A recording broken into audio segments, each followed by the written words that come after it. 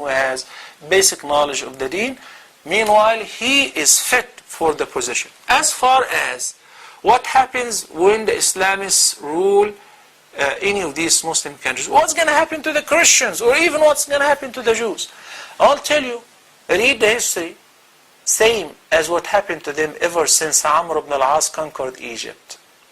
Same as when Abu Ubaidah ibn al-Jarrah, when Umar ibn al-Khattab conquered Jerusalem, and when they entered Palestine during the era of Umar ibn al-Khattab. What happened? How many churches, synagogues, or places of worship have they demolished? None. How many people have they forced to convert? None.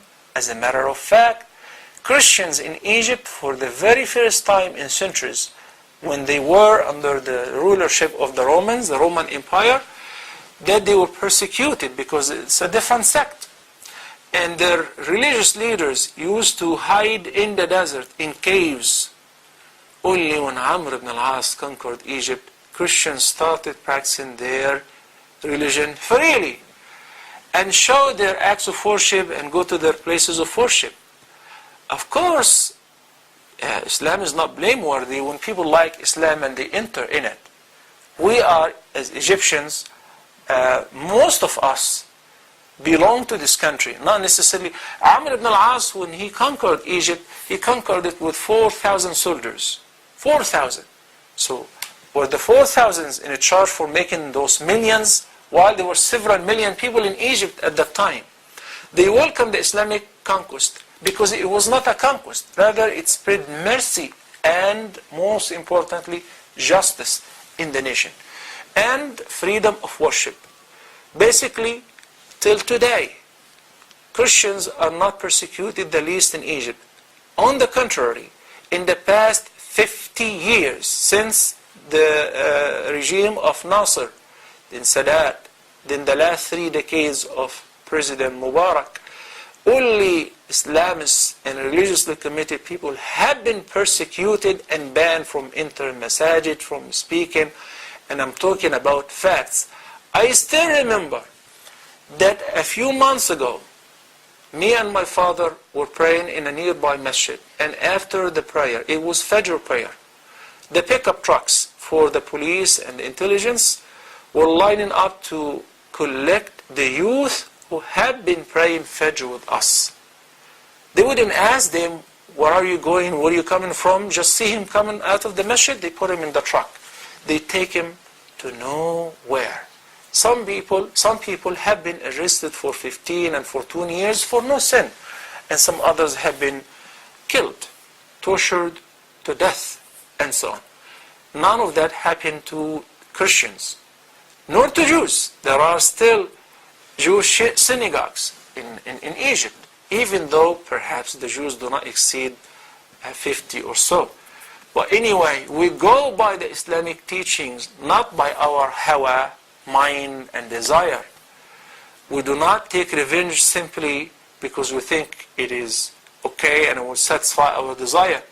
Rather, we must comply with the ahkam of the Sharia. The Sharia gives them rights as long as they comply with the rules which every Muslim complies with as citizens of this country. Unlike, for instance, Muslims as minority in most Western countries and North America. In North America, we do not have simply the right to erect or build an Islamic center if the neighbors object. We may possess the property, we get the permits, the environment, the city, and all of that, which we already have many cases like that. But the neighbors object and say, we don't like to see the minarets. We don't want to have an Islamic center here. We don't want to hear the adhan or the prayers, which never happens because the speakers are interior, not to the outside. But they have excuses after excuses. All of them are invalid. We don't like to see that building in front of us in our neighborhood. More than 10 years, we have some cases being presented in a court. We spend hundreds of thousands of dollars trying to win the case. But if the neighbors object, we have no way to build an Islamic center or a masjid, a place of worship. in Switzerland, simply they banned building minarets. And all over the country there are only 4 minarets. In France, 3 days ago, they passed an amendment and a law that any Muslim sister who's wearing niqab will be fined. I guess like 150 euros. Then afterward, she will have to attend a course. This is a typical persecution. They say because she's been oppressed by her husband. What about women who do not have husbands? What about French ladies? I just read an article to a French lady who accepted Islam on her own, and she said, after I used to show off with the bikini, walking on the beaches, I enjoyed the hijab, then I demanded the niqab myself.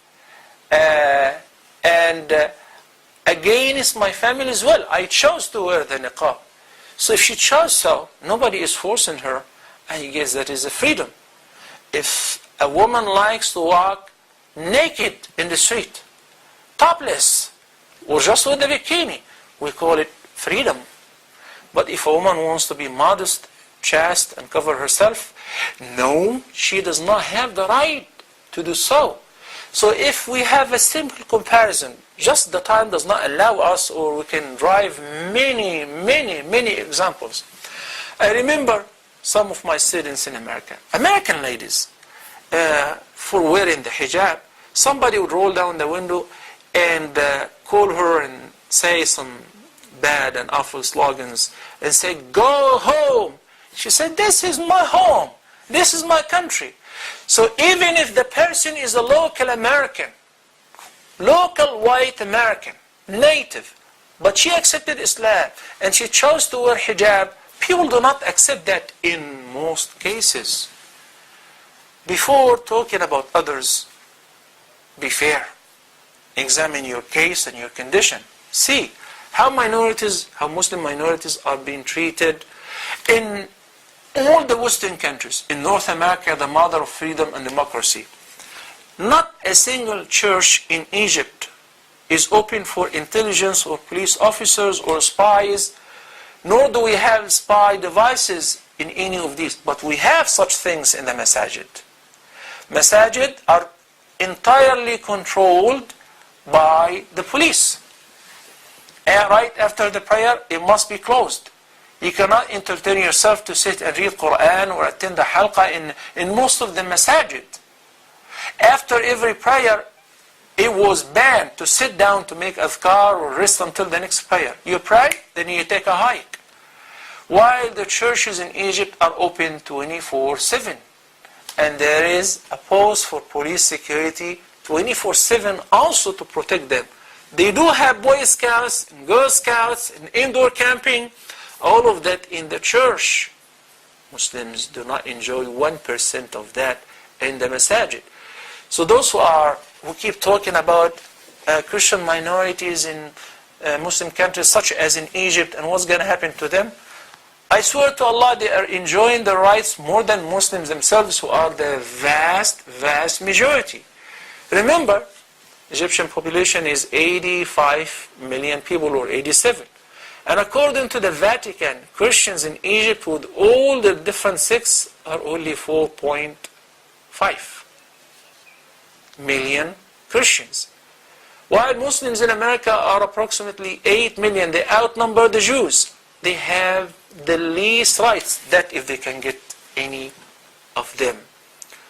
So please, do not be afraid of Islam, because Islam is only to bring justice, peace, and tranquility, not just to Muslims, but to everyone who's living in a Muslim country, whether Muslims or non-Muslims. Next.